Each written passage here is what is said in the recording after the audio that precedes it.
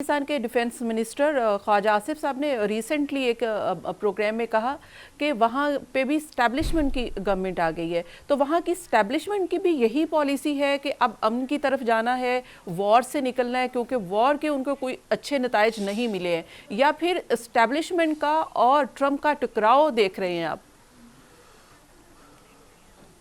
नहीं, मुझे तो ये नजर आ रहा है कि एस्टेब्लिशमेंट की तो डिफीट हुई है इस इलेक्शन में।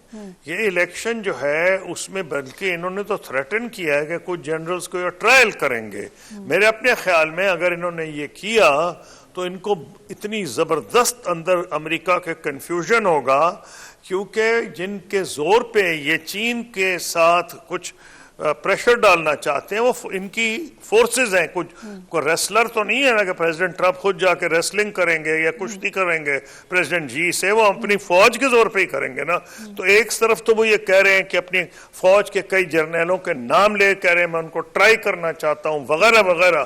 तो एस्टैब्लिशमेंट जो है अल्टीमेटली मैं ये नहीं समझता कि ट्रंप जो जिस पे जीते हैं एस्टैब्लिशमेंट के खिलाफ बातें करके उसको पूरी तरह से अमली जामा पहना सकते हैं या नहीं। मेरा नहीं ख्याल है पहना सकते हैं। जब आपने पूछा कि एस्टैब्लिशमेंट जो वहां की है वो चाहती क्या है, तो वो जितनी भी कमजोर हो गई है वो दूसरी बात है, लेकिन वो बहरहाल वो नहीं चाहती जो ट्रंप चाहते हैं। क्या चाहते हैं ट्रंप चाहते हैं यूरोप का थोड़ा सा उसको नीचे करना, यूरोप की जो अहमियत है अमेरिकन पॉलिसी में, नेटो को कमजोर करना, और ये जो जंग है यूक्रेन की उसको खत्म कराना और जल्द अज जल्द खत्म कराना और उन टर्म्स पे खत्म कराना जो कि ना नेटो को मंजूर है, ना अमेरिकन एस्टेब्लिशमेंट को पसंद है, ना यूरोपियंस को पसंद है। तो उस लिहाज से वो आप कह सकते हैं कि वो एंटी एस्टेब्लिशमेंट है।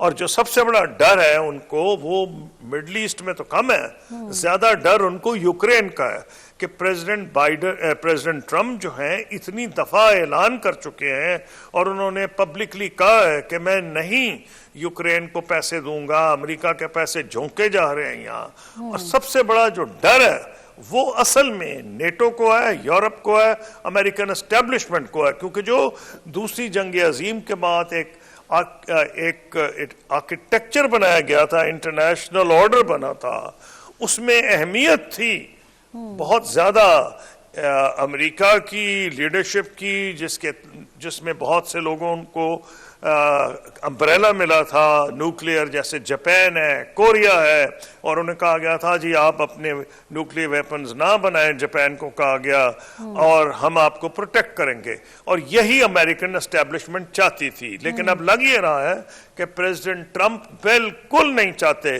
कि अमेरिकन डॉलर वहां खर्च किए जाएं। वो यूरोपियन को भी कह रहे हैं कि खर्च खुद करो, नहीं करोगे तो हमें कोई परवाह नहीं। उन्होंने तो नाम भी ले लिए कि अगर रूस आके कब फला जगह पे ये भी कर जाए तो मुझे कोई फर्क नहीं पड़ता। तो मैं नहीं कह रहा कि सब कुछ वो करेंगे जो कह रहे हैं, लेकिन जो असली खतरा है एस्टेब्लिशमेंट को वो है यूरोप में और नेटो में। राइट।